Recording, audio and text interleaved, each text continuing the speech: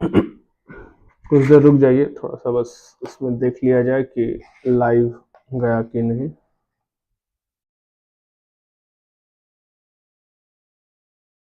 Live आ तो गया है, थोड़ा सा बस आवाज़ चेक कर लिया जाए। मेरे ख्याल से आवाज़ ठीक है।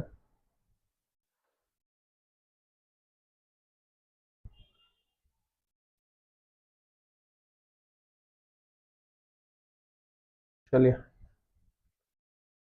तो हो सकता है ये आपका एएफएम का आज आखिरी क्लास हो।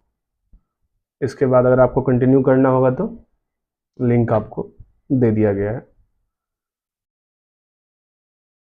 खैर, पासिंग मार्क्स तक तो आपका कवर हो चुका है। मोर देन 50 to 60 मार्क्स मान सकते हैं कि पेपर आपका कवर हो गया है। जनरली फॉरेक्स से 15-20 मार्क्स का पेपर आता ही है, पोर्टफोलियो से 10 नंबर का पेपर आता ही है, आप डेरिवेटिव और सिक्योरिटी वैल्यूएशन से 15 नंबर 20 नंबर का पेपर ओवरऑल आता ही है। ठीक है, तो 50 से 60 मार्क्स के बीच का आपका पेपर कवर हो गया है। डिपेंड करता है क्वेश्चन पेपर किस तरह से ड्राफ्ट है, ऑब्वियस सा बात है।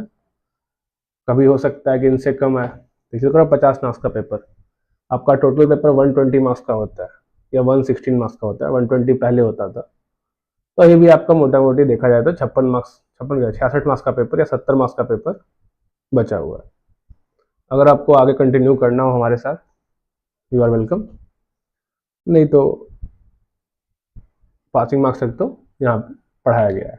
ठीक, देखते हैं, हो सकता है आज खत्म ही हो जाए, नहीं होगा तो अपना एक और लेक्चर रहेगा। ज़्यादा क्वेश्चन बचा नहीं है, 6 या 7 क्वेश्चन बचा हुआ है। तो आइए, चलिए चैप्टर पे आते हैं। इसको हटा लिया जाए थोड़ा सा। चलिए, ये जो क्वेश्चन है काफी इंपॉर्टेंट क्वेश्चन है। अगर ये क्वेश्चन एग्जाम में आता है, देखने में थोड़ा हार्ड और कॉम्प्लेक्स लगता है, पर कभी हार्ड और कॉम्प्लेक्स है नहीं। अगर आप word to word, line to line अगर क्वेश्चन को सॉल्व करते जाए इसको, तो बहुत इजी क्वेश्चन है। कैसे? बोला एबीसी लिमिटेड के पास क्या था, 300 मिलियन 12% का बॉन्ड, मतलब 12% बॉन्ड था उसके पास, जिसका वैल्यू कितना था, 300 मिलियन। ठीक है, उसके बैलेंस शीट में दिख रहा होगा, उसके बैलेंस शीट में दिख रहा होगा 12% बॉन्ड 300 मिलियन का, with 6 year remaining to maturity. इसका कितना पीरियड बचा हुआ है, 6 साल बचा हुआ है। क्योंकि मार्केट में इंटरेस्ट रेट गिर रहा है, कहने का मतलब मार्केट में अपना बैंक उतना इंटरेस्ट दे रहा है। जैसे कि मान लो मार्केट में एफडी का रेट पहले 10% था, तो कंपनी 12% दे रही थी ताकि लोग उसके यहाँ पैसा इन्वेस्ट करें। ठीक है, या मान लो पहले एफडी का रेट 11% था, तो कंपनी अपना 12% दे रही थी। अब ये जो मार्केट का इंटरेस्ट रेट है ये गिर रहा है। ठीक है, फिक्स डिपॉजिट का इंटरेस्ट रेट गिर रहा है, कहने का मतलब और भी चीजें हो सकती हैं, मार्केट में सिर्फ फिक्स डिपॉजिट नहीं होती, और भी चीजें होती हैं। ठीक है, मान लो मार्केट का रेट गिरते जा रहा है, गिरते गिरते 9% पे आ गया, 8% पे आ गया, तो कंपनी यही सोच रही है, जब मार्केट में कोई भी इंसान 12% दे नहीं रहा, सब दे रहा कितना, 9, कोई 8, कोई 7, कोई 6, कोई 5, तो मैं 12% क्यों दूं 6 सालों तक, मैं इस 300 मिलियन के लिए 12% क्यों दूं 6 सालों तक। तो कंपनी ने क्या किया, कंपनी ने रिफंड करने का तरीका लाया। उसने कहा 300 मिलियन देना पड़ेगा, ऑब्वियस सा बात है। वो 12% वाले क्या बोलेंगे कि भैया ठीक है, हमको मैंने कि तुम अब मेरा पैसा वापस करना चाहते हो, क्या तुम्हारा इंटरेस्ट रेट गिर रहा है, तो तुम चाहते हो कि इसको हटा के दूसरा बॉन्ड ले आया जाए। तो हटाने के पहले जो अपना पिछला लायबिलिटी है उसको तो क्लियर करना पड़ेगा ना। जो पहले बॉन्ड में पैसा लगाया हुआ उसको देना पड़ेगा पैसा, कैसे देंगे। तो इसने क्या बोला कि चलो नया बॉन्ड इशू कर लेते हैं 300 मिलियन का, 10% रेट के साथ। मतलब ये कहना चाह रहा है कि 10% का बॉन्ड इशू कर देते हैं, इसका भी जीवन जो रहेगा 6 साल का रहेगा, अब 300 मिलियन के वैल्यू का इशू करेंगे। क्या कोई दिक्कत है इस चीज को समझने में? और जब ये पैसा आ जाएगा उससे इसको पे कर देंगे और भगा देंगे कि जाओ यहां से, तुम्हारा काम तो हो गया। क्या समझे? ऐसा करना चाह रहा है कंपनी। अब इशू करने में 6 मिलियन का खर्चा आएगा। अगर 6 मिलियन का खर्चा आएगा तो इसका मतलब मेरा नेट कैश फ्लो क्या होगा, 300 मिलियन माइनस 6 मिलियन, ऑब्वियस सा बात है। कॉल प्रीमियम इज 4%, इसका मतलब ये जो जाने वाले हैं ये 4% एक्स्ट्रा मांग रहे हैं जाने का आज। इसका मतलब 300 मिलियन का 4% कितना हो निकालना चाह रहा था, 300 मिलियन का 4%, मतलब इन जाने वाले को मुझे 312 मिलियन पे करना पड़ेगा क्योंकि जाएंगे ये प्रीमियम पे। क्या समझे, कोई दिक्कत? 9 million being the unamortized portion of issue cost of old bond. अब जब ये बॉन्ड इशू कैसे, यानी इशू कॉस्ट कितना, 6 मिलियन, इसका 9 मिलियन इशू कॉस्ट है जो अनअमोर्टाइज है, मतलब धीरे धीरे अमोर्टाइज होता है ईयर बेसिस पे, 6 सालों में ये अमोर्टाइज होता है, ऑब्वियस सा बात है, अपने पीएल में जाता। क्या ये कैश फ्लो है? नहीं, ये कैश फ्लो नहीं है, ये तो पहले ही खर्च हो चुका है। जब ये 12% का बॉन्ड इशू हुआ होगा तभी ये 9 मिलियन खर्च हुआ होगा, ठीक है, ज्यादा हुआ खर्च, ऑब्वियस सा बात है, 9 मिलियन बचा हुआ है। ये 9 मिलियन बचा हुआ, ये बचे हुए 6 सालों में धीरे धीरे पीएल में जाएगा, ठीक है, कोई बात नहीं। अब 9 million the amortised portion of issue cost of old bond can be written off no sooner the old bond are called off. लेकिन जैसे ही आप कॉल्ड ऑफ कर लीजिएगा ओल्ड बॉन्ड को, ये 9 मिलियन अब 6 सालों में नहीं, उसी साल राइट ऑफ हो जाएगा, ठीक है। Marginal tax rate of ABC limited is 30%। अब आपको इस क्वेश्चन को सॉल्व करना है कि ये बॉन्ड को रिफंड किया जाए या ना किया जाए। तो कुछ नहीं करना, सबसे पहले सर चलेंगे अपना फर्स्ट स्टेप से। क्या होगा, इनिशियल कैश आउटफ्लो निकालेंगे। क्या निकालेंगे? Initial cash outflow. पहले क्या होगा, पहले हम न्यू बॉन्ड इशू करेंगे, करेंगे कि नहीं? तो पहले हमने न्यू बॉन्ड इशू किया। जब हमने न्यू बॉन्ड इशू किया तो सबसे पहला कैश फ्लो क्या होगा, ग्रॉस रिसीट। क्या रिसीट हुआ हमें, 300 मिलियन नया बॉन्ड इशू करने पे। क्या समझे? लेकिन इसमें लेस हो जाएगा क्या, issue cost 6 million.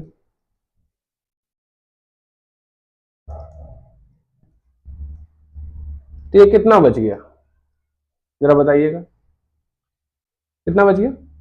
300 minus 6, 294 million, ठीक है।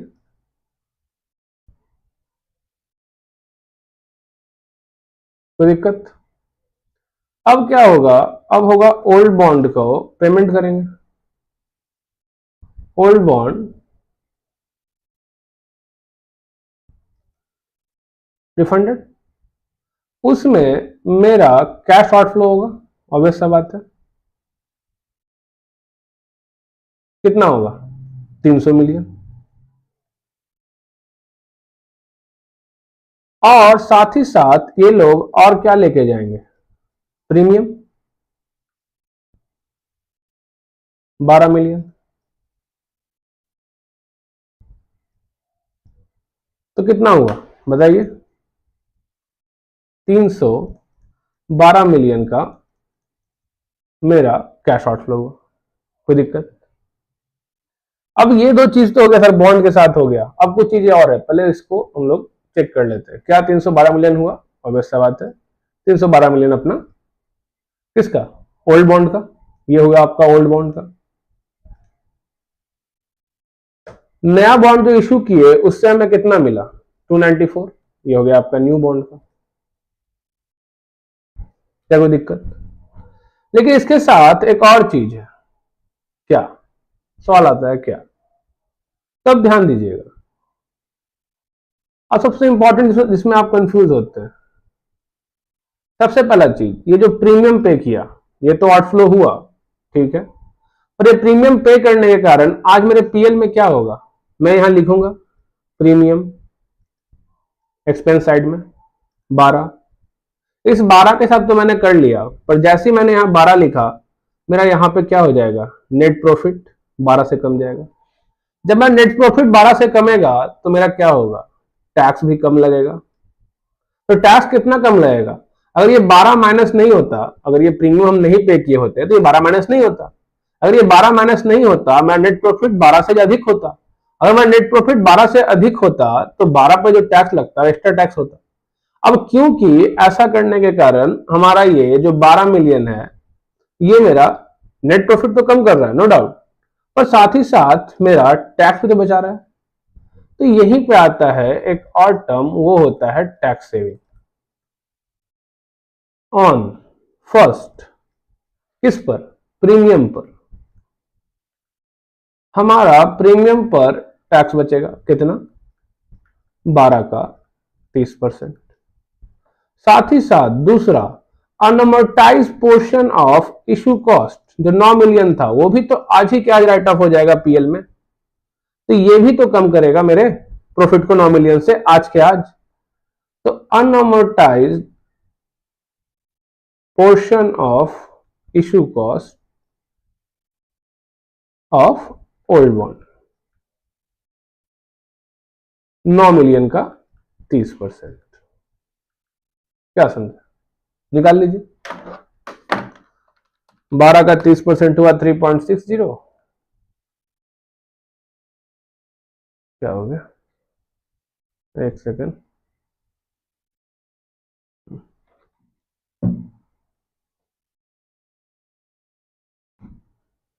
3.60 और 9 का 30% हो गया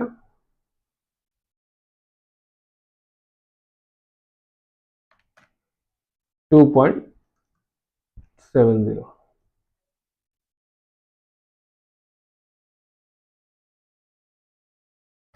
तो ये हमारा टैक्स सेविंग हुआ, तो टैक्स से मैंने कैश फ्लो हुआ। अब आपका निकल जाएगा इनिशियल कैश आउटफ्लो, देखिए कितना हुआ,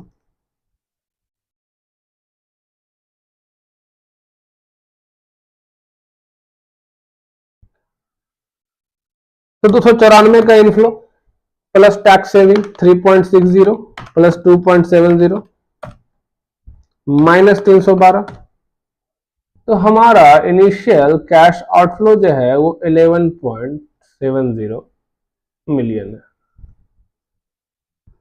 अब जब मेरा इनिशियल कैश आउटफ्लो निकल गया तो एक टर्म होता है आपका नेट प्रेजेंट वैल्यू निकालना, जिसमें आप क्या करते हैं, सर कुछ नहीं, इनिशियल कैश आउटफ्लो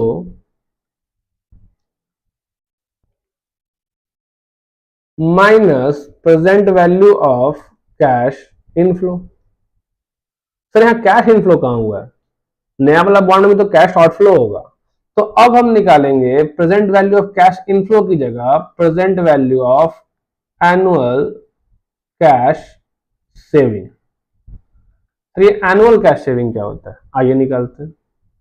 सबसे पहले हम लिखेंगे एनुअल कैश सेविंग। एनुअली क्या कैश सेव होगा, ऑब्वियस सा बात है, 12% वाले बॉन्ड को रिप्लेस करके जब 10% का बॉन्ड इशू किया, सबसे पहले इंटरेस्ट बचेगा, सबसे पहले क्या बचेगा, इंटरेस्ट बचेगा।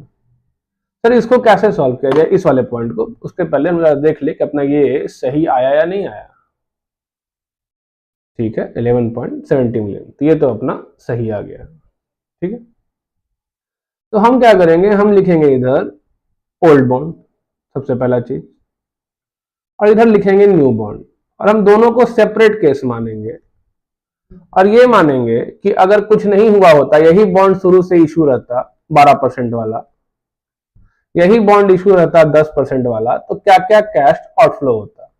अगर हम ये निकाल ले तो हमें ऑटोमेटिकली पता चल जाएगा कि कैश सेविंग क्या होगा। कैसे, देखिए, अगर ये बॉन्ड होता तो इंटरेस्ट कितना पे करना पड़ता, जरा बताइए तो 12% वाले में, तो 300 इंटू 12%, 36 मिलियन सर पे करना पड़ता। क्या समझे, लेकिन 10% वाले में 30 मिलियन पे करना पड़ता। सर अगर इंटरेस्ट यहां ज्यादा पे करना पड़ रहा था तो सर टैक्स भी तो बचा रहा था, क्योंकि ऑब्वियस सा बात है इंटरेस्ट कहां जाएगा पीएल में, यहां जितना बड़ा ये नंबर रहेगा इंटरेस्ट का उतना मेरा टैक्स सेव होगा। तो हम सर टैक्स को हटाने के बाद बात करते हैं ना, क्या नेट कैश फ्लो में, नेट कैश आउटफ्लो में मतलब इंपैक्ट पड़ता, टैक्स सेविंग ऑन इंटरेस्ट। अगर ये ओल्ड बॉन्ड रहता तो इसमें हमारा टैक्स सेविंग कितना करता वो, सर 36 का 30%,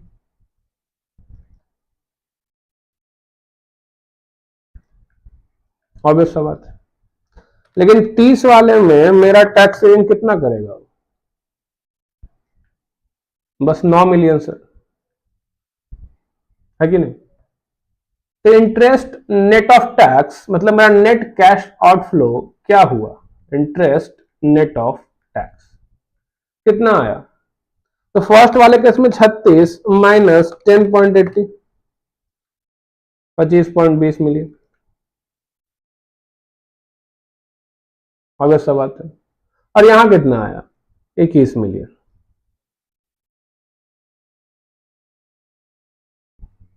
ये तो हो गया एक चीज सर, एक और था ना sir amortize unamortize cost, unamortize issue cost.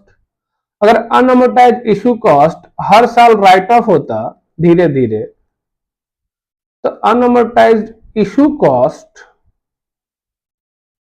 क्या राइट ऑफ होता annually.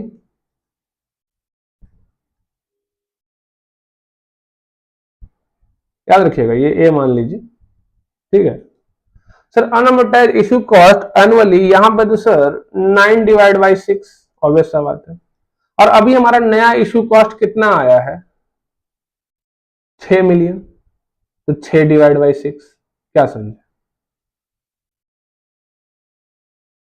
Sir. Amortise issue cost यहां पे होता 9/6 1.5 मिलियन, ऑब्वियस सा बात है। और यहां पे होता 1 मिलियन। पर अब यही सवाल आता है सर, ये तो एक्चुअल में कैश फ्लो है ही नहीं, है क्या। ये कैश फ्लो कब हुआ होगा, 9 मिलियन कब खर्च हुआ होगा, आज से बहुत साल पहले। ये 6 मिलियन कब खर्च हुआ होगा। तो जब कैश फ्लो की बात की जाती है तो वहां पर ये दोनों डाटा भले पीएल में जाएगा, ऑब्वियस सा बात है 1.5 आएगा, अगर नया वाला बॉन्ड कर ले तो 1 आएगा पीएल में। लेकिन ये एक्चुअल में क्या कैश फ्लो है नहीं, ये जो भी था कैश आउटफ्लो या कैश इनफ्लो जो भी एक्सपेंस लेना था, एक्चुअल में पैसा का आउटफ्लो आज से पहले हो चुका है। तो इसका इंपैक्ट जब एनुअल कैश सेविंग में निकाल रहे हैं तो उस केस में बस जो टैक्स को ये सेव करेगा, tax saving on unamortized issue cost, बस वही पार्ट बनेगा हमारे कैलकुलेशन का। क्योंकि हम सिर्फ क्या बात कर रहे हैं, कैश फ्लो का बात कर रहे हैं, हर साल क्या कैश फ्लो में इंपैक्ट आता है इसके कारण। तो ये 1.50 का 30% 0.45 मिलियन, ठीक है।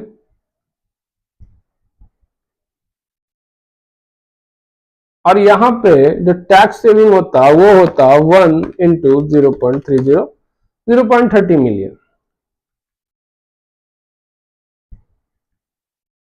अब ये टैक्स सेविंग है, ये कैश आउटफ्लो है इंटरेस्ट नेट ऑफ टैक्स, तो ए माइनस बी कर देंगे तो हमें मिल जाएगा एनुअल कैश आउटफ्लो क्या होता दोनों केस में।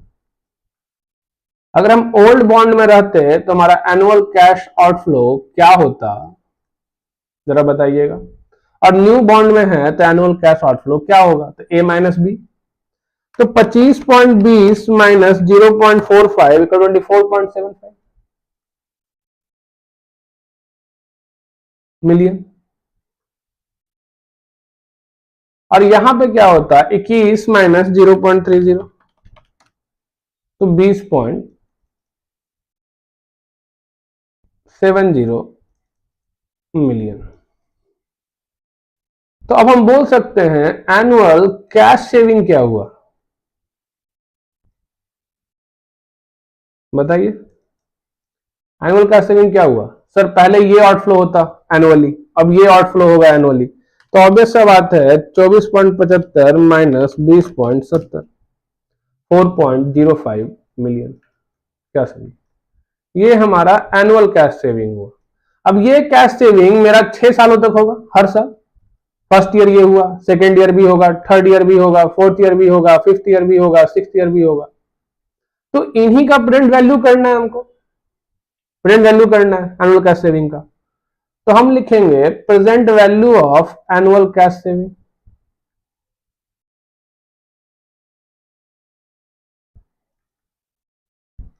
कितना होगा 4.05, ऑब्वियस सा बात है।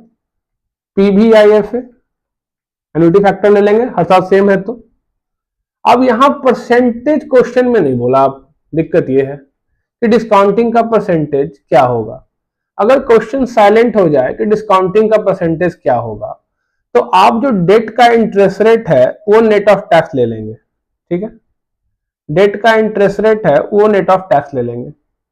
नए वाले डेट का इंटरेस्ट रेट क्या है 10%, टैक्स रेट क्या है 30%, तो डिस्काउंटिंग रेट क्या होगा 7%। आया समझ में? अगर क्वेश्चन साइलेंट है तो हमारे पास और कोई ऑप्शन नहीं है, डेट का जो इंटरेस्ट रेट है नए वाले डेट का नेट ऑफ टैक्स ले लेंगे और उसी से डिस्काउंट करेंगे। तो हम लोग वही चीज करेंगे, तो 7% होगा और बस सब आते 6 ईयर। निकाल लीजिए क्या होगा आंसर।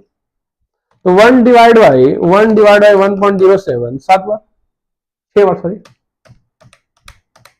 हो गया। जीटी करेंगे 4.10012 आएगा, जो भी आएगा 4.05 इंटू 4.1002 मल्टीप्लाई कर लीजिए।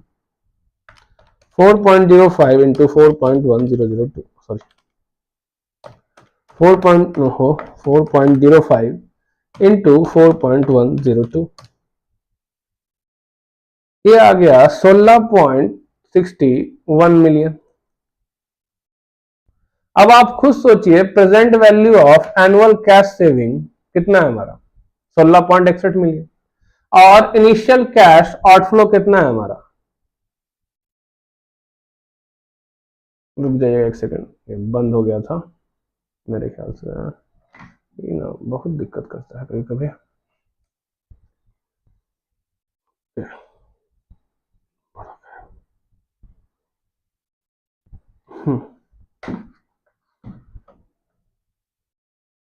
कितना था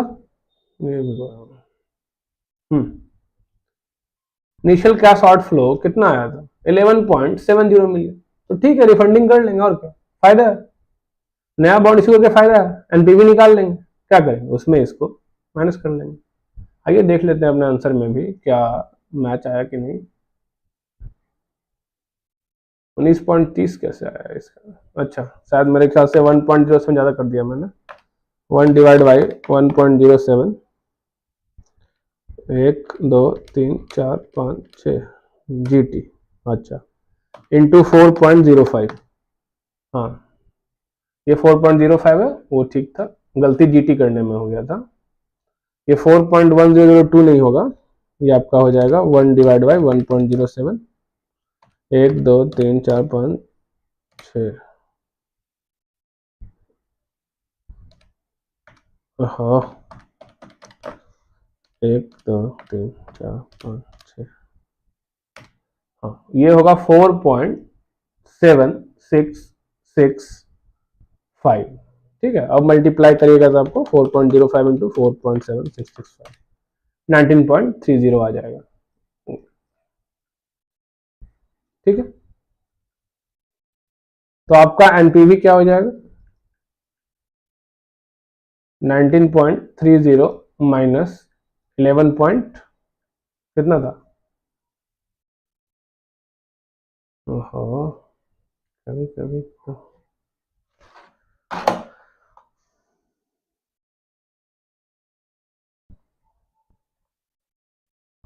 11.70,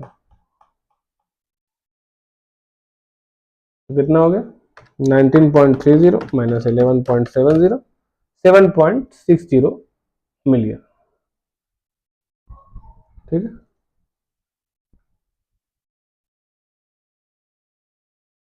कोई दिक्कत,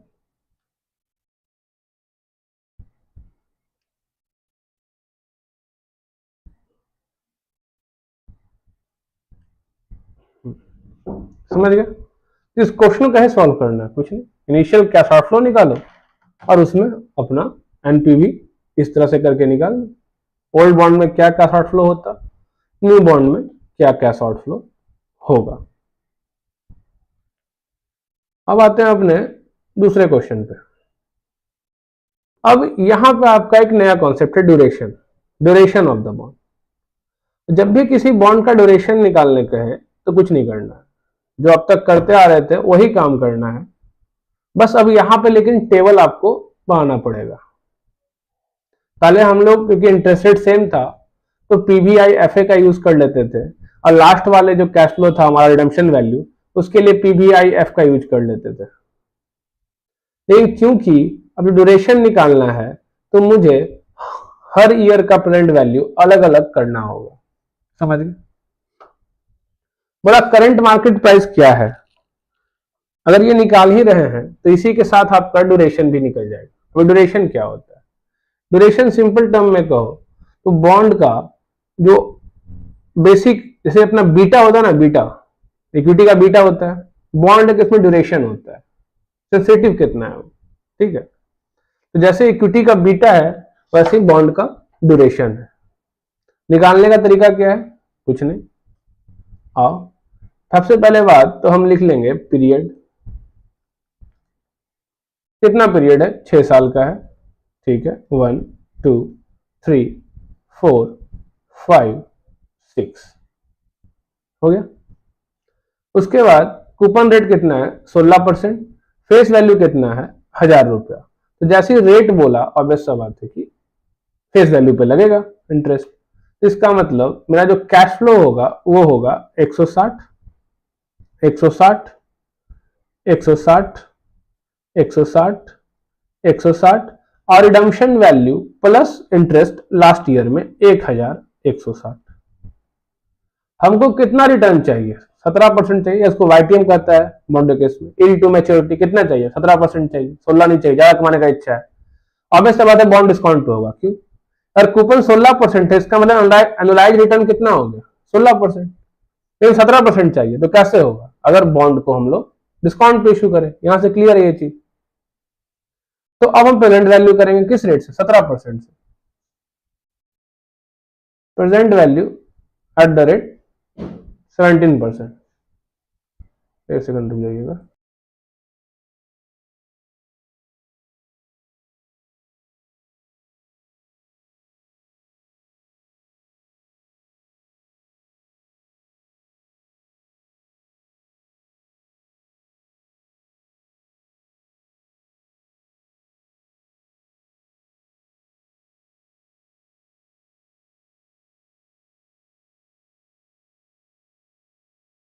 ओके 17% से आइए निकालते हैं कितना कितना होगा।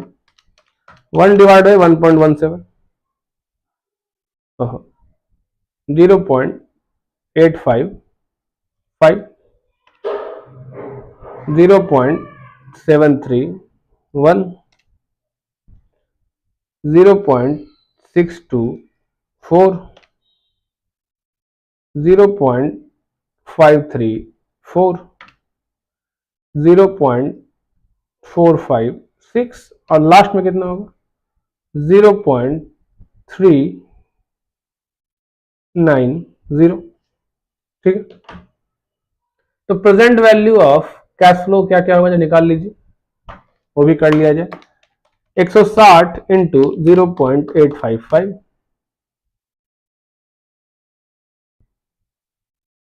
160 इंटू 0.731, 160 इंटू 0.624,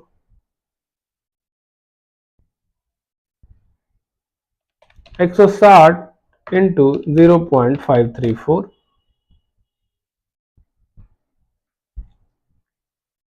160 इंटू 0.456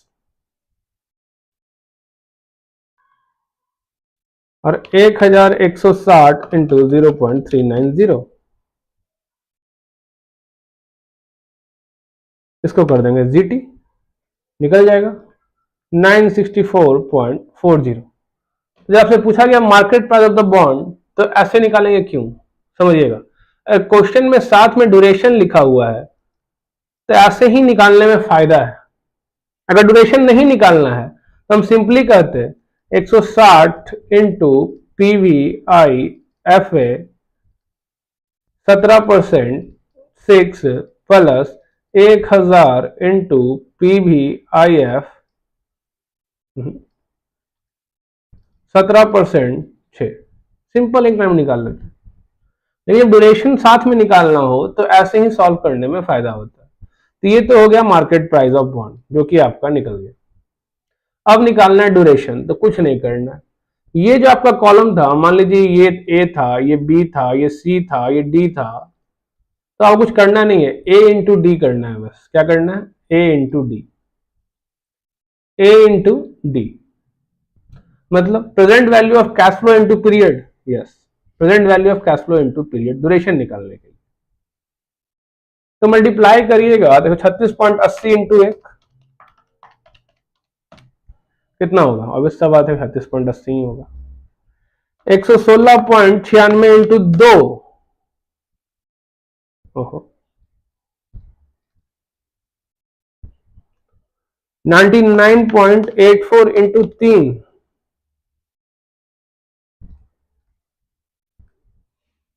85.44 इंटू 4,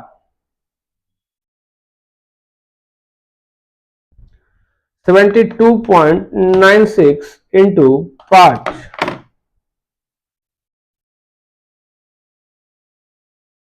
और 452.40 इंटू 6।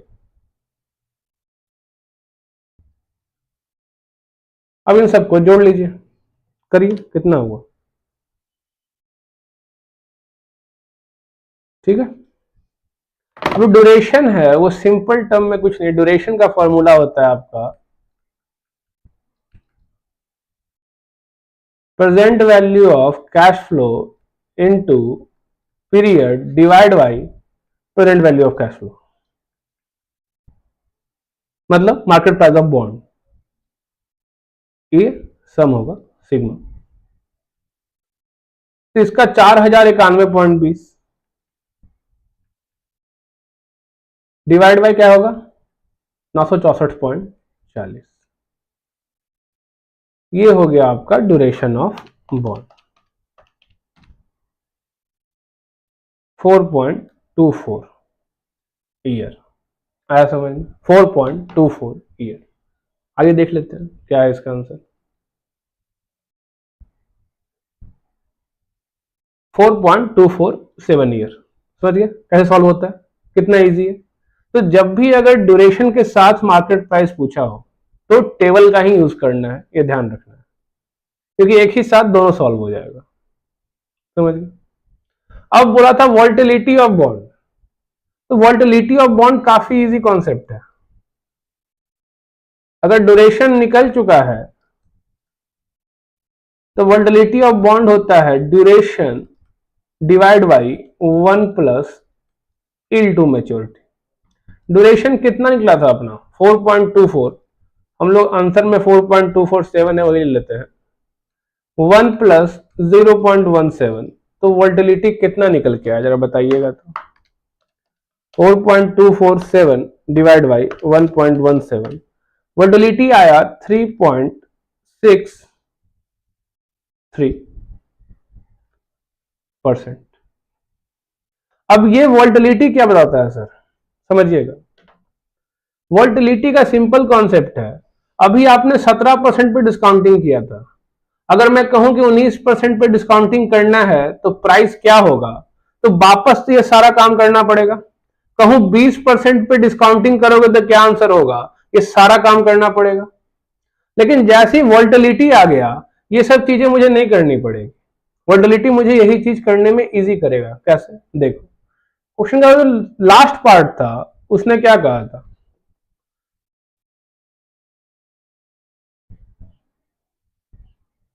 सॉरी, अच्छा ये इधर है, कौन बोला था यार? ये रहा। बोला रिक्वायर्ड यील्ड जो है 75 बेसिस पॉइंट से बढ़ा दो। इसका मतलब क्या होता है सर? कुछ नहीं, 17% प्लस 75/100 इतना बेसिस पॉइंट से बढ़ा दो। मतलब आंसर 17.75% पे वैल्यू ऑफ बॉन्ड क्या होगा ये निकालो, ये पूछ रहा है।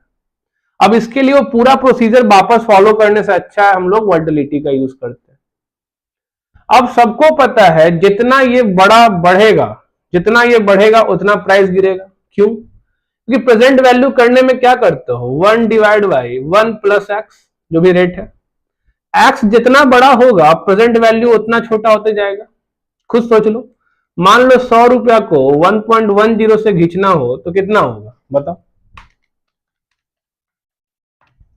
90 रुपया 90 पैसा। लेकिन उसी 100 रुपया को अगर 11% से खींचना हो तो कितना होगा? 90 रुपया 9 पैसा। क्या समझे?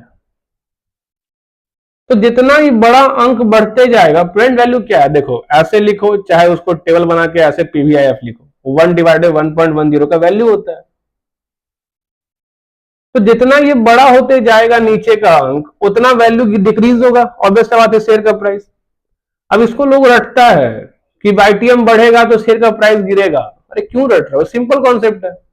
अगर नीचे बड़ा अंक से डिवाइड होगा तो वैल्यू तो घटना ही है।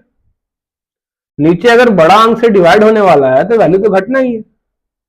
घटना का नहीं घटना है? तो डिवाइड कहां, मल्टीप्लाई कर रहे थे। अरे मल्टीप्लाई कर रहे थे बेवकूफ इंसान, मल्टीप्लाई नहीं कर रहे थे। अगर ये चीज था, इसका मतलब क्या था? 1.10, तो हमने 1/1.10 का ये वैल्यू निकाल लिया था। मल्टीप्लाई थोड़े कर रहे थे, डिवाइडे कर रहे थे। जितना बड़े अंक से डिवाइड करेंगे उतना प्राइस गिरेगा। अब ये वापस पूरा कैलकुलेशन करें, उससे अच्छा है कि हम वॉल्टिलिटी को बोलते हैं कि तुम बताओ, अगर 75 बेसिस पॉइंट प्राइस बढ़ने का बात कर रहे हैं तो डिक्रीज इन प्राइस क्या होगा? डिक्रीज इन प्राइस क्या होगा? तो वो बोलेगा 3.63% इंटू कितना गिरा है, तो बोला 0.75%। 25 बेसिस पॉइंट मतलब क्या हुआ? 75/100। तो 0.75% नीचे गिरा है, तो वो कहेगा प्राइस में डिक्रीज होगा, वो होगा 3.63% इंटू 0.75%। 3.63 इंटू 0.75%, वो कहेगा प्राइस में डिक्रीज होगा 0.03%। आया समझ में? यही इसका तात्पर्य। क्या समझे? तब खुद निकालो, 960 रुपया 26 पैसा दाम है इसके। कैलकुलेशन में अपने में कितना आया था? 960 रुपया, कुछ और आया था क्या? 64 रुपया 40 पैसा आया था। ठीक है, थोड़ा बहुत ऊपर नीचे होगा, वो राउंडिंग का खेल है सब, समझे? चलो इसी का आंसर ले लेते हैं, 960 रुपया 26 पैसा। 960 रुपया 26 पैसा को अगर तुम कहते हो कि इस परसेंटेज से गिरा है, कितना परसेंटेज से? 0.03% से, तो इंटू 0.03%, सॉरी 0.08% आ गया था। 960 रुपया, सॉरी 960 रुपया कितना था यार, क्या कर रहा है? 960 रुपया 26 पैसा को मल्टीप्लाई करोगे, अब राउंडिंग नहीं करेगा तो आंसर कुछ और आएगा। ठीक है, 0.03, 28 रुपया आएगा। ठीक है, कैसे निकला? सवाल आता है कैसे निकला? कुछ नहीं। अगर 3.63% से गिरने की बात कर रहे हैं और हम बोल रहे हैं कि 0.75% प्राइस बढ़ा, तो कितना परसेंट डिक्रीज होगा प्राइस में? सॉरी, वाईटीएम अगर 0.75% बढ़ा तो प्राइस में कितना डिक्रीज होगा? तो सर 3.63 इंटू 0.75% इंटू 100, 2.72% आता है। ठीक है, तो अपना क्योंकि राउंडिंग हमने किया है, थोड़ा बहुत ऊपर नीचे होगा, समझ गए? 2.7225% आता है, 2.7225%। अगर 2.7225% की बात कर रहे हैं सर, तो 200 कितना था? 960.26 इंटू 2.7225%, तो 26 रुपया 14 पैसा प्राइस में डिक्रीज होगा। तो नया प्राइस क्या होगा? तो नया प्राइस होगा 960 रुपया 26 पैसा माइनस 26 रुपया 14 पैसा, 934 रुपया 12 पैसा। 934 रुपया 12 पैसा। अब आप चाहें तो प्रेजेंट वैल्यू करके भी आंसर निकाल सकते हैं, वही सेम आएगा। अगर आप 17.75% पे प्रेजेंट वैल्यू करिएगा तो भी आंसर वही आएगा जो भी आया है। तो वर्टिलिटी क्या करता है? इस कैलकुलेशन से हमको बचाता है। वो बोलता है अगर वर्टिलिटी ये है और हम कह रहे हैं कि 75 बेसिस पॉइंट बढ़ गया है वाईटीएम, तो ऑब्वियस सा बात है वाईटीएम जितना बढ़ेगा प्राइस उतना ही गिरेगा। उसी का उल्टा अगर वाईटीएम हम कहें 75 बेसिस पॉइंट गिर गया है तो प्राइस क्या होता? बढ़ता। क्या समझे? तो कभी भी इसको रटने के बजाय याद रखना है सिंपल, सर डिवाइड करेंगे, जितना बड़ा अंक से डिवाइड करेंगे उतना प्राइस गिरेगा ही, ऑब्वियस सा बात। यही अगर बोलता 75 बेसिस पॉइंट गिर गया तो डिवीजन क्या होता 16.25, क्या समझे, तो प्राइस बढ़ता है। अगर ऊपर कोई भी अमाउंट हो, 100 हो, 160 हो, चाहे जो हो, अगर बड़े अंक से डिवाइड होगा तो ऑब्वियस सा बात है प्राइस क्या होगा, गिरेगा। तो अगर वाईटीएम बढ़ेगा तो प्राइस गिरेगा, सिंपल है। वाईटीएम बढ़ेगा तो क्या होगा, प्राइस गिरेगा। अब आते हैं अपने अगले क्वेश्चन पे। अब ये ड्यूरेशन का ही क्वेश्चन है। अब तुमको पता चला ड्यूरेशन का काम क्या होता है, ड्यूरेशन का यूज क्या होता है, और बहुत अच्छा क्वेश्चन, 27 नंबर क्वेश्चन बहुत अच्छा है। इसको हम लोग थोड़ा सा होल्ड रखते हैं, एक और क्वेश्चन इसके साथ लास्ट में किया जाएगा, क्या हो सकता है नेक्स्ट वाले क्लास में किया जाए। क्वेश्चन नंबर 28 को देखते हैं। आरबीआई 91 डे टीवे बिल दिया जिसका फेस वैल्यू 100 रुपया है, 6% यील्ड चाहता है, इशू प्राइस क्या होगा। अब तुम खुद बताओ, कोई इंसान कह रहा है उसको 6% पर एनम का चाहिए, और जिसका फेस वैल्यू 100 है, मतलब वापस तो 100 रुपया ही करेगा, पर आज इशू कितना पे हुआ है वो नहीं पता। रिटर्न का formula what I have earn divide by what I have invest issue price into 100 करे तो सर ये तो 91 दिन का रिटर्न देगा ना।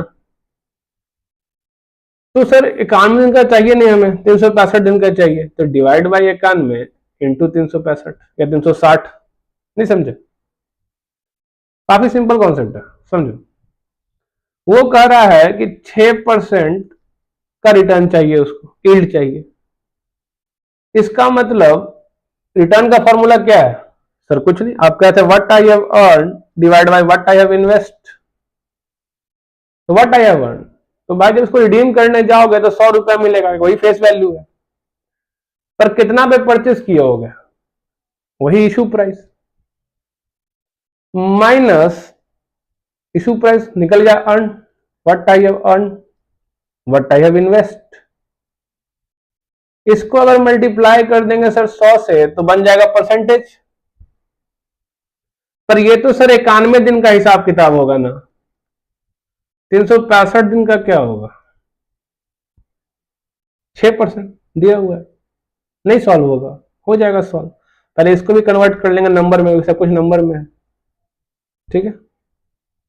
अगर इसको नंबर कन्वर्ट करेंगे तो ये 100 गायब हो जाएगा, अगर इसको नंबर में कन्वर्ट कर दोगे 100 हट जाएगा वहां से, ठीक है। तो 0.06 equals to 100 minus issue price divide by issue price into 365 divide by 91। ये होगा 0.06 into 91 into IP equals to 365 into 100 minus IP, मतलब इशू प्राइस। निकालो, सॉल्व करो। तो 0.06 इंटू 91 इक्वल्स टू 5.46। आईपी लो, एक्स लो, तुम्हारा इच्छा है, ठीक है। 36,500 माइनस 365 आईपी, ये इधर आएगा, प्लस हो जाएगा, तो 365 प्लस 5.46 प्लस 365 370.46 बाई 36,500। तो इशू प्राइस कितना होगा, 36,500 divide by 370, 36,500 divide by 370.46, 98.52 rupees. हाँ देख लेते हैं क्या इसका आंसर उतना ही है, 127 नंबर है, 98.53, राउंडिंग कर दिया है, अब बट राउंडिंग 98.53 आया समझ में। तो रिटर्न का जो फॉर्मूला है ही नहीं, अगर कोई क्वेश्चन रिटर्न से आया है इसका फॉर्मूला थोड़े है, इसका बुक में दिया हुआ है फॉर्मूला, क्या फॉर्मूला है, face value minus market value divide by market value into 100 into n by 365, ये फॉर्मूला दिया हुआ है। क्या है का फॉर्मूला? रिटर्न का तो फॉर्मूला होवे नहीं करता है, सिंपल सा चीज। रिटर्न का कोई भी फॉर्मूला नहीं होता है, ठीक है।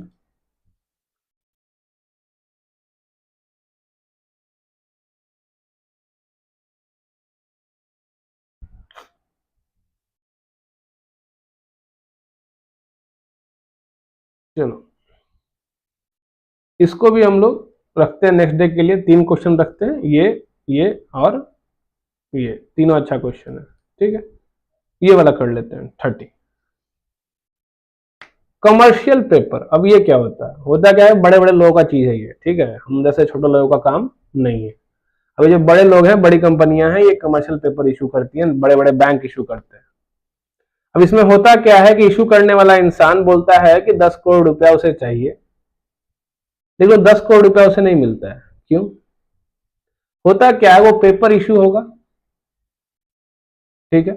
जो भी उसका बायर है वो बोलेगा कितना रिटर्न दोगे, बोला 12.04% पर एनम दूंगा, तो वो बोलेगा मैं 10 करोड़ नहीं दूंगा। क्या समझे? पेपर 10 करोड़ का है, पर 10 करोड़ में से अपना रिटर्न जो उसको 6 महीने बाद होने वाला है, 91 डेज बाद होने वाला है, वो माइनस कर लेगा और उतना ही रुपया ईश्वर को देगा बस। क्या समझे? तो ईश्वर को क्या मिलेगा? 10 करोड़ माइनस रिटर्न, जो भी रिटर्न होने वाला था। अब जब भी वो 91 डेज खत्म होगा, अपना जो होल्डर है जाएगा ईश्वर के पास और कहेगा लाओ 10 करोड़ दो, बात खत्म। ये कमर्शियल पेपर कितना का था? 10 करोड़ का था। तो इस केस में सही मायने में देखो तो जो अपना ईश्वर है वो कोई रिटर्न डायरेक्टली नहीं पे करता कि हाँ आप मुझे 10 करोड़ दे दो, फिर 12.05% जो भी बनेगा मैं आपको इंटरेस्ट दूंगा, ना ना। सिंपली क्या होता है कि 10 करोड़ माइनस रिटर्न जो वैल्यू आता है वो ये दे देता है, और फिर उस टाइम के खत्म होने के बाद ये जाता है और बोलता है लाओ 10 करोड़ मुझे दे दो। समझिए? तो इसमें पूछा क्या गया था, what is the net amount received by company on issue. तो क्या कंपनी को मिलेगा, अब खुद बताओ। फिर वही फॉर्मूला, रिटर्न कितना है, ये जो अपना होल्डर है इसको क्या मिलेगा लास्ट में? 10 करोड़। आज ये क्या देगा पता नहीं, जो भी दे, इनटू 100 लिखने की जगह मैं सिंपली कहता हूं 100 लिखो। अगर इसको 12.04% लिखो तो 100 लिखो, लेकिन अगर इसको 0.1204 लिख दोगे तो 100 हट जाना चाहिए, ध्यान रखना। इनटू ये 91 डेज का है और ये 365 दिन हम लोग मानते हैं। अब सॉल्व करेंगे तो आएगा 0.1204 into 91 into x equals to 10 minus x into 365। तो 91 into 0.1204 equals to 10.95 10.9564 x equals to 3650 minus 365 x. इधर आएगा प्लस हो जाएगा तो प्लस 365 कर लेते हैं, तो ये हो जाएगा 375.9564 एक्स इक्वल्स टू 3650। तो x equals to one 3650 divide by 375.9564। तो आज जो पैसा कंपनी देगी इसको 9.71 करोड़ आज नेट इशू में मिलेगा। काम खत्म, सिंपल, कुछ करना ही नहीं था। आया समझ में? 9.71 करोड़ क्या है इसका आंसर? 9.708855 crore, same answer. इसी चीज को यूज किया है, देख रहे हो, उसी फॉर्मूला को लिखा। मैंने कितनी दफा कहा रिटर्न का कोई फॉर्मूला नहीं है, और कहीं रिटर्न दिया हुआ था, सिंपल फॉर्मूला है अर्न बाय इन्वेस्ट। अब ये अर्न बाय इन्वेस्ट निकलता है होल्डिंग पीरियड का, और उसको एनालाइज करना है तो क्या करेंगे, डिवाइड बाई एन इंटू 365 या डिवाइड बाई एन इंटू 12, जैसा केस मंथ वाइज हो तो। तो रिटर्न का फॉर्मूला कहीं रटना ही नहीं है। अगर आगे मुझसे पढ़े तो बताऊंगा म्यूचुअल फंड में भी कोई फॉर्मूला है ही नहीं। म्यूचुअल फंड में बच्चे फॉर्मूला रटते हैं और वो फॉर्मूला है ही नहीं। वो भी क्या है, रिटर्न। इसका फॉर्मूला क्या होता है, अर्न बाई इन्वेस्ट। समझ गए? तो 3 क्वेश्चन रह गए। ये 3 क्वेश्चन कभी समय मिलेगा फिर तो हम लोग पढ़ लिया जाएगा। खैर एक तो आप खुद से बना भी सकते हो, कुछ ज्यादा हार्ड नहीं है वो। 27 नंबर क्वेश्चन ट्राई करोगे बन जाएगा। 27 है ना, ये भी बन जाएगा तुमसे ट्राई करोगे तो। ऐसे ये देखते हैं बना ही तो 27 नंबर क्वेश्चन ट्राई करोगे बन जाएगा, काफी इजी। तो उस पर काम करेंगे। चलो 29 नंबर देख ही लेते हैं जब बैठे हुए हैं तो। 29 नंबर में कुछ है नहीं। बोला Wonderland limited has access cash of 20 lakh. ठीक है, इन्वेस्ट करना चाह रहा है शॉर्ट टर्म में। ठीक है, कर दे इन्वेस्ट, क्या दिक्कत है। एक्सपेंस जो है वो 50,000 रुपया लगेगा। Security invested will have annual yield of 9%। 9% का मतलब क्या हुआ, अगर 20 लाख रुपया लगाते हैं और 9% देगा, इसका मतलब 1,80,000 रुपया देगा, काम खत्म। कोई दिक्कत इसमें। After a period of investment so as to earn a pre-tax income of 5%। ठीक है, कंपनी चाहता है 5% कमाना। अगर कंपनी चाहता है 5% कमाना और उसका क्वेश्चन होता है कुछ मिसिंग है इसमें यहाँ पे। The minimum period for the company to break even investment expenditure over time value of money. अच्छा पीरियड पूछा है, सॉरी क्वेश्चन मिसिंग नहीं। अगर पूरा साल पैसा लगा दे तो कितना कमाएंगे, 1,80,000। सिंपल है सर, 20 लाख इंटू 9%, यही कमाएंगे। और वो बोला है मुझे 1,80,000 नहीं कमाना है, मुझे प्री टैक्स इनकम 5% चाहिए। अगर प्री टैक्स इनकम आपको 5% चाहिए, समझो, अगर प्री टैक्स इनकम आपको 5% चाहिए तो 20 लाख का सर 5% तो 1 लाख होता है। मतलब कंपनी का कहना है कि उसको 1 लाख कमाना है। कंपनी क्या कहना चाह रही है, 1 लाख कमाना है। और सर कंपनी 1 लाख कमाएगी तो 50,000 तो एक्सपेंडिचर भी तो है सर। तो इस केस में तो ये फिर नेट प्री टैक्स इनकम कितना हो जाएगा, 50,000। तो इसका मतलब कंपनी सर 1.5 लाख रुपया कमाएगी तब तो प्री टैक्स इनकम 1 लाख पे आएगा, जो कि 20% होगा, 5% होगा 20 लाख का। तो इसका मतलब कंपनी क्या अर्न करना चाह रही है सर, 1.5 लाख रुपया। अगर पूरे साल इन्वेस्ट रखेगी तो 1,80 कमाएगी। तो पर डे कंपनी कितना कमाती है, अगर पूरा साल रखती है तो 1,80 कमाएगी, तो पर डे कितना कमाएगी सर, पर डे 493 रुपया 15 पैसा कंपनी का इनकम होता है। तो 1.5 लाख कमाने के लिए कितना दिन होल्ड रखना पड़ेगा, तो सर 1,50,000 डिवाइड बाई 493.15, 304 दिन। क्या समझे, 304 डेज। ऐसा ही इजी क्वेश्चन है, एमसीक्यू में आ जाए खुशी खुशी बनाओ कैलकुलेटर पे। मैं कई दफा बोल चुका हूं मेरा काम सिर्फ गाइड करना है, पढ़ना तुम्हारा काम है। इसलिए मैं गाइड करने की तरह ही पढ़ाता हूं ताकि कॉन्सेप्ट क्लियर हो तुम्हारा, खुद से बनाने बैठो और खुद से सीख पाओ। क्या कॉन्सेप्ट में हार्ड था इसमें, कुछ नहीं कहा। प्री टैक्स इनकम 20%, 5% कमाना है सर, तो 5% तो 1 लाख होता है। खुद से क्वेश्चन तोड़ना सीखो थोड़ा थोड़ा। तो सर 1 लाख कमाएंगे, 50,000 एक्सपेंडिचर है तो 5,000 ही बचेगा। इसका मतलब 1.5 लाख रुपया कमाएंगे तब तो 1 लाख बचेगा pre tax income before tax. अगर कंपनी पूरे साल इन्वेस्ट रखती तो कितना कमाती है, 1,80,000। तो पर डे क्या इनकम होता है, 493 रुपये 15 पैसा। तो 1,50 कमाने में कितना दिन लगेगा, 204 दिन लगेगा। अब इसी को फॉर्मूला में पुट करके एकदम बढ़िया से बनाओगे, बनाता है किताब, तो तुमको लगता है कि वो फॉर्मूला है। ये 10 महीना लिखा है तो 304 दिन मोटा मोटी 10 महीना ही होता है। 304 दिन कितना होगा, और साल में 365 दिन होता है, 304 दिन कितना होगा, 10 महीना। 60 दिन गायब कर दो ना यार, 60 दिन जोड़ोगे तो हो जाएगा ना, 65 दिन जोड़ोगे, सॉरी 61 दिन, दिसंबर का 31 दिन, नवंबर का 30 दिन, तो ये 365 हो जाएगा ना। तो 304 दिन को 10 महीना बोला है। अगर तुम भी मंथ में निकालना चाहो तो 365 भागे 30 करके 12 हुआ, तो 304 का निकाल लो, 304 भागे 12 करके अपना निकाल लो डेज कितना हुआ। ये मंथ में निकाला है, हम लोग डेज में निकाला है, कोई दिक्कत नहीं, पूरा मार्क्स देगा, कोई प्रॉब्लम। अब इसी को ऐसे पुट किया है एकदम पूरा बढ़िया फॉर्मूला बना के, तो तुम कंफ्यूज हो रहे हो, क्या फॉर्मूला थोड़े था वो।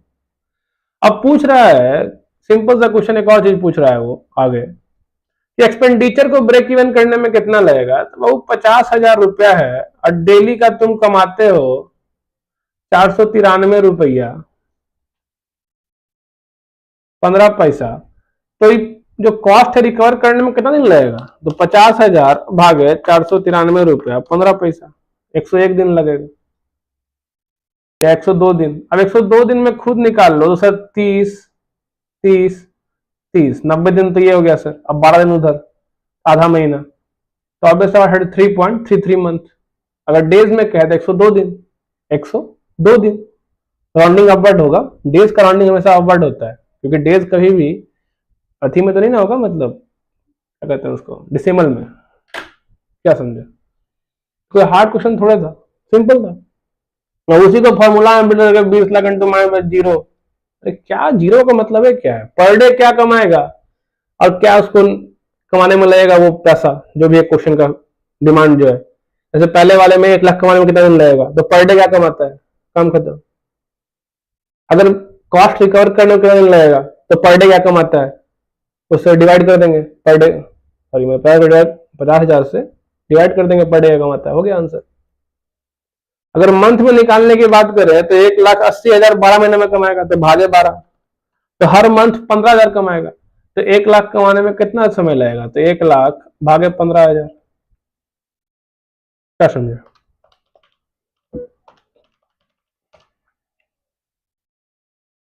रुक जाओ, 1,80,000 भागे 12 कितना हुआ, 15,000 तो हुआ। 1,50,000 भागे 15,000, 10 महीना, 1/50 होगा ना। इसी में कर लो तो 50,000 भागे 15,000, हर महीना क्या कमाता है, 15,000 कमाता है, 50,000 भागे 15,000। सिंपल कॉन्सेप्ट है, 3.33 मंथ। तो ये तो क्वेश्चन टोटली मैंने कहा कॉमन सेंस का क्वेश्चन था, और कुछ नहीं था ज्यादा, उससे ज्यादा। अब कोई सवाल हो तो पूछ लो, नहीं तो चला जाए, काफी समय हो गया है।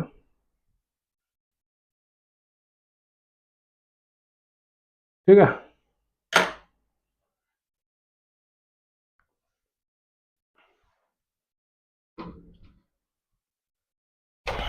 हम्म।